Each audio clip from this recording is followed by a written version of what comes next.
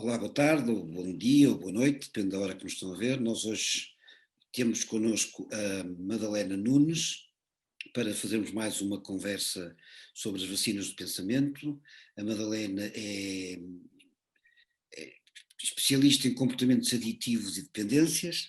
É uma palavra difícil de dizer, estava aqui um bocado bloqueei de repente, mas para além disso, a minha colega na Faculdade de Belas Artes ensina Sociologia da Arte. Olá, Madalena, obrigado por teres Olá, dado este convite. olá, E obrigado eu. pronto, e faço-te já a pergunta habitual, que é que vacinas de pensamento, primeiro se tomaste alguma vacina de pensamento, e em segundo lugar, porque é que tu achas que essas vacinas que supostamente tomaste funcionaram como vacinas e te imunizaram contra alguma coisa? Ah, sim, se calhar tomei algumas vacinas do pensamento, se calhar sim. Eu acho essa expressão muito engraçada, essa expressão que tu foste buscar das vacinas do pensamento. Era uma coisa que eu já tinha há muito tempo, por acaso, só agora é que decidi. Agora com esta coisa É, do foi Covid, um pouco por não? causa da pandemia, mas já vinha com esta Pois, aqui há muito tempo.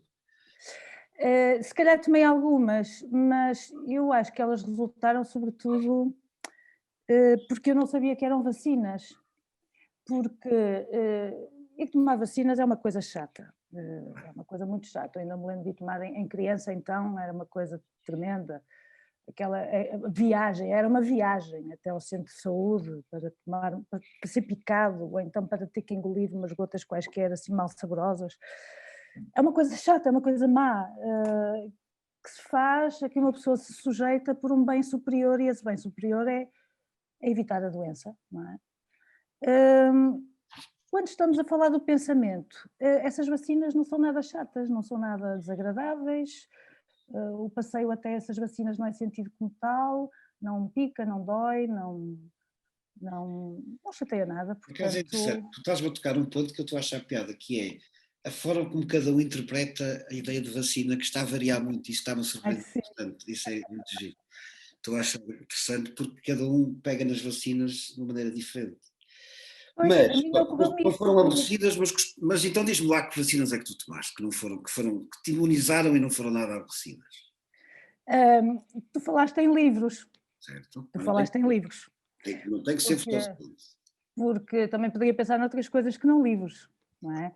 Pensando em livros, quando tu falaste em livros, tentei, em vez de pensar assim, naqueles grandes pensadores que se calhar ainda agora me guiam, ou a quem eu recorro até por causa das aulas, nomeadamente, ou para pensar o meu trabalho, que também há bastante construção teórica para pensar o meu trabalho nos comportamentos aditivos e dependências, quis ir mas é às origens, porque as vacinas começam-se a tomar de pequenino e, portanto, tinha que parar na banda desenhada. Tive que parar na banda desenhada, tive que parar no Asterix em primeiro lugar, Asterix e Obelix. Erix, que maravilha. Asterix e Obelix que são maravilhosos para se conhecer tanta coisa, para aprender tanta coisa, olha, sobre civilizações, sobre globalização. Agora estava a falar sobre isso, eu também me estou a lembrar também de Tio Patinhas, que também foi muito Tio importante Patinhas, eu também li Tio Patinhas, li isso tudo. para a minha informação, agora pensando E, e o tio Patinhas punha-me a dizer coisas que depois os meus pais me davam na cabeça. Eu não sei se devia dizer isto em público, mas eu lembro de uma vez ter dito que, quando fosse crescida, queria ter uma piscina de moedas. nisso. E já não sei se foi o meu pai ou se foi a minha mãe, deve ter sido a minha mãe que disse. É assim que estes norte-americanos formam a cabeça das pessoas? Eu fiquei espantada para já, porque para mim o tio Patinhas era brasileiro, não era norte-americano.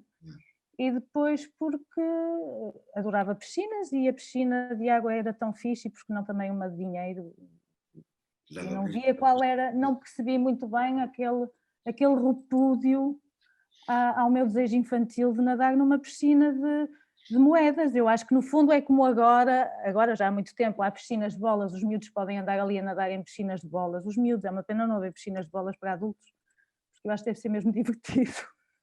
Madalena, mas diz-me uma coisa, eu percebo que tenha sido formativo, mas porquê é que tu achas que foi uma vacina? Eu acho que a vacina está no facto isto agora voltando para o Asterix, Sim. de nos ensinar a conhecer mundo, Uhum. de nos ensinar, sem nós darmos conta, que é assim que se aprende melhor, não é? Aliás, esse é um dos temas do Bourdieu que eu falo nas aulas, a maneira como ele define a cultura como só se cumprindo, é um paradoxo, a cultura só se cumpre quando se nega a si mesma, ou seja, uma pessoa é tão mais cultivada, é tão mais culta, tão mais cultivada, quanto esse seu conhecimento aparenta ser natural. Aparenta não ter sido adquirido com esforço, não ter sido adquirido... Isso tem muito a ver também com o conceito de habitus e com aquilo que não é. Sim, sim, tem. E, portanto, dentro da mesma linha, não está-se a conhecer o mundo, lê-se o Asterix e conhece-se o mundo sem se sentir que se está a aprender, sem se fazer esforço, e conhecer mundo é irmos para além de nós, é conhecermos coisas diferentes de nós e é aprender também um bocado de história, aprender história, acho que se aprende muita história com o Asterix. Sem dúvida.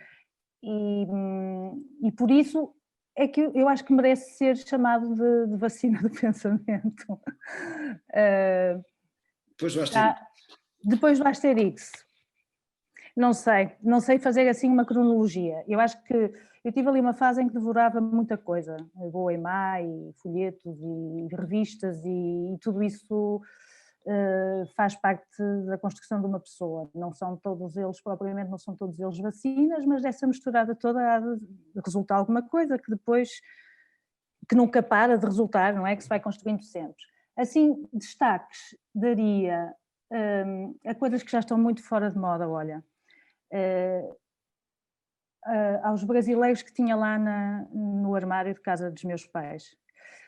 Portanto, havia um armário com livros e nós andávamos, podíamos, claro, andar lá a mexer conforme quiséssemos, e acho que muito cedo fiquei conquistada por vários autores brasileiros, desde logo o Érico Veríssimo, que se usava muito na altura, mas depois também o Jorge Amado, e depois tens que pensar que eu era criança quando se deu o 25 de Abril, e portanto houve uma série de autores que agora até já nem se usam muito, por exemplo, José Gomes Ferreira, foram muito, muito importantes. Eu quando li Os Cesteiros foi uma revelação. Ler Os Cesteiros. Tal como Os Capitães da Areia e certos livros assim desse tipo, de que agora não se fala, e que na altura eram muito falados. E eram muito falados, e depois houve também todos os norte-americanos, que apesar desta historinha que eu contei do Tio Patinhas, não faltavam livros norte-americanos lá, desde, sei lá bem, o Fitzgerald, Scott Fitzgerald, o Hemingway, sei lá bem, Erskine Caldwell, que também ninguém fala atualmente. Uma série de autores, tive a fase dos norte-americanos, a fase dos brasileiros, a fase dos norte-americanos. Foste vendo várias vacinas. Várias vacinas, tudo isso foi vacinas. E depois ainda havia... A parte francesa, que eu sei que é muito... a parte francesa também, Também havia lá, sim, também havia lá Simone de Beauvoir e o Sartre, que eu também li bastante e que também já está completamente fora de moda. Que eu não considero propriamente, como é que eu ia dizer? São vacinas muito importantes, nomeadamente a Simone de Beauvoir, o Segundo Sexo, por exemplo. Sim, mas por exemplo, eles apareciam muito na televisão. Claro. E a mim incomodava-me um bocado ver aquela mulher com aquele turbante, com aquela, sabes, com aquela... Ela era muito atraente, ela era... dava vontade, tinha assim, transmitia uma confiança, sabes, sobre tudo isso, transmitir, uma mulher que transmitia confiança, mas parecia-me sempre que estava ao ladinho do seu marido, do seu marido Zarolho. Portanto, ela estava ao ladinho do seu marido, o que era uma coisa assim também um pouco estranha. Muito de Segundo Sexo. É. A Simone de Beauvoir estava nas prateleiras à vista, mas depois, em baixo, havia umas comportas. Havia umas prateleiras, as cá de baixo, tinham umas portas, estavam fechadas, não estavam à vista. E quando eu comecei a ir a essas prateleiras, que eram umas prateleiras a que se ia, só quando não estava ninguém a ver, portanto, isto já à adolescência, tipo 14 anos, ok, li, às escondidas, o relatório IT, que era um estudo sobre a sexualidade das mulheres. Impacto. Em que eu ali, sem experiênciazinha nenhuma de nada, aprendi muito a ler o relatório It. Giro. Também tentei ir aos livros do Henry Miller, mas isso não percebia nada. Pois. Não percebia nada pelos lados. Era para outra idade, digamos assim. Mas, em todo o caso, os franceses depois vieram muito por influência do Instituto Francês e ainda mantenho os franceses, o gosto dos franceses. Quer dizer, eu percebo que a maior parte das tuas referências são literárias. Portanto, São literárias, são. São literárias, a maior parte das minhas... Olha, e tu dizes aí isso, olha, e realmente e porquê? Olha que também faz-me pensar. Eu tenho o hábito de, cada vez que leio um livro, tomo nota. Antes tomava na agenda, agora tomo no computador, só para não me esquecer. E quando vou ver a lista dos livros, no fim do ano, depois vejo a lista dos livros. E recentemente dei-me conta de que só tomo nota dos livros de ficção, dos livros de romance, ficção, ou pode ser biografia. O resto é trabalho. O resto é trabalho, é estranho, não é? E não merece. Não é um bocado ao contrário. Também merecem lá estar e de facto não os coloco lá, mas também merecem lá estar. Também tens referências nesse campo, que eu sei que tens. Há bocado falaste de Bourdieu, que seguramente é um autor que eu sei que é importante para ti. Sim. E ocorre-te assim mais algum que queiras referir? No campo da história, sabes? Eu lembro-me de ler Hobsbawm e de gostar muito. Sim. Muitos livros sobre vários indo tipos de história. Indo assim a coisas mais recuadas, sei lá, coisas que, olha, coisas que a escola também dá, Descartes. Lembro-me de gostar disso e de fazer pensar Voltaire, que se lê tão bem.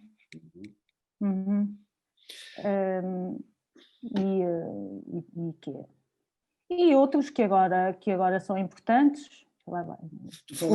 O Richbeck com a Sociedade de Risco, que agora está tão... adequa-se tão bem a tudo o que está agora a passar-se. Madalena, já fizeste uma série de referências importantes e uma vez mais pergunto, mas porquê é que tu achas que esses livros foram bons em termos de... imunizaram-te quando és capaz de conseguir identificar assim livros que tenham sido realmente determinantes em termos de terem protegido contra uma série de vírus e de bactérias, como eu costumo dizer. No meu caso, eu referi 3 autores que foram muito importantes. E é um bocado isso que eu também estou com curiosidade em ouvir das outras pessoas, quer dizer.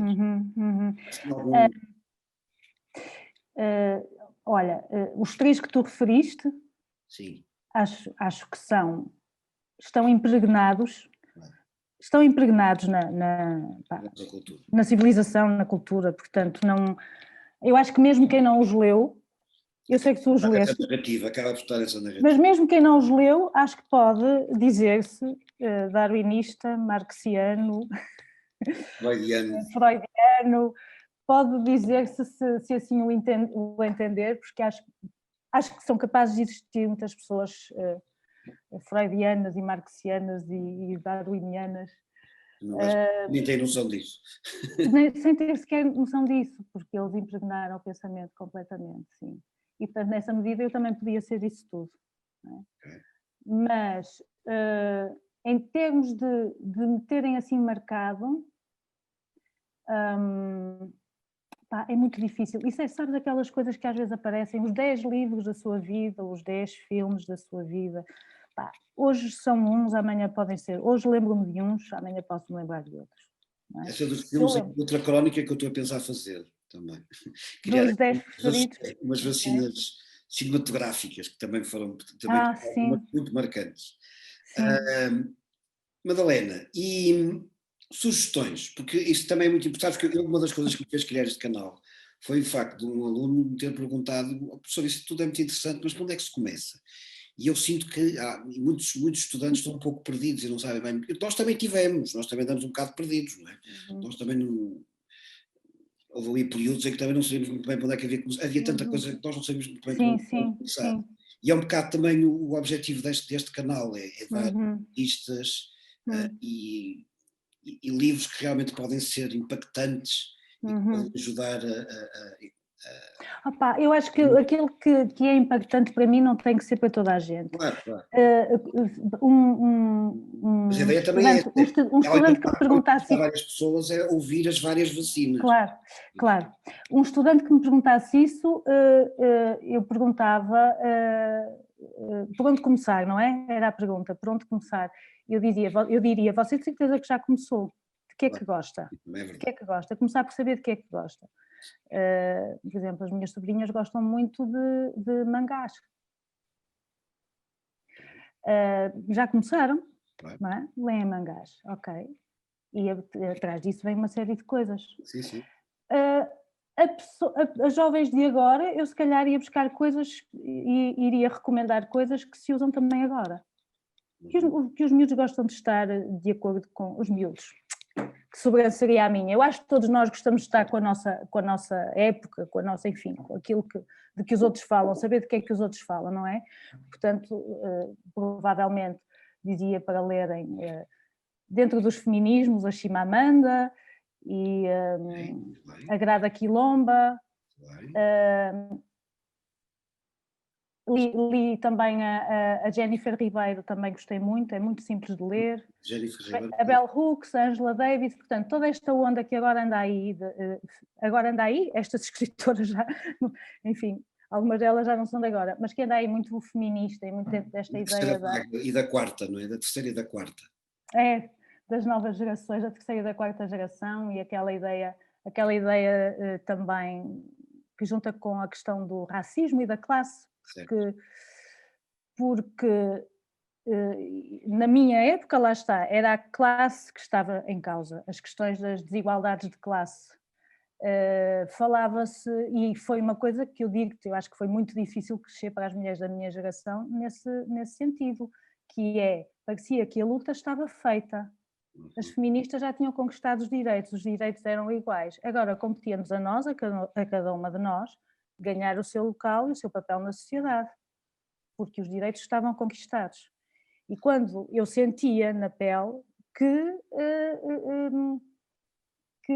era remetida constantemente para um lugar diferente dos homens. Sim, sim. E em que isso não era sentido como discriminação de maneira nenhuma. Portanto, eu agora sinto-me vingada com estas novas mulheres que vêm, ou com a popularização de outras que já vêm de outras épocas, mas que trazem para o plano da frente esses temas.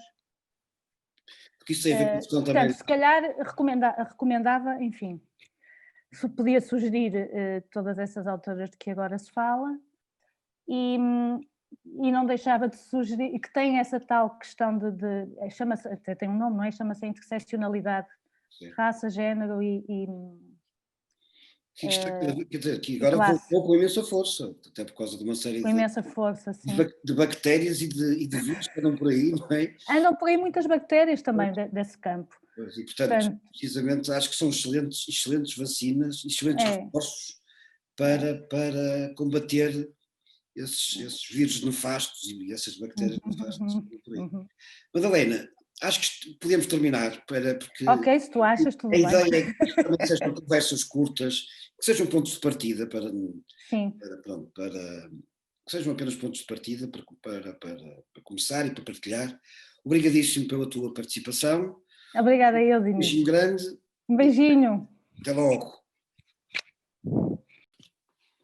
Porque eu ainda não disse uma coisa muito importante, que se calhar é o mais importante para mim, e até a propósito disso tu estás a pedir sugestões, não tem a ver com as sugestões que me deram, embora sim isso seja importantíssimo e sobretudo também depois conversar sobre os livros com as pessoas, isso também é muito importante, não é só os livros como vacinas, é depois poder conversar com eles, sobre eles com outras pessoas, mas se calhar mais importante do que os livros foram pessoas com quem eu me cruzei ao longo da vida e foram pessoas que me fizeram, que me vacinaram muito. Mas olha, tu agora estás-me a dar uma outra ideia excelente para mais conversas, porque de repente, de facto, houve pessoas que me marcaram também profundamente e que me vacinaram e, portanto, se calhar podemos agendar já uma nova conversa para mais à frente sobre essa ideia, porque acho uma ideia interessante.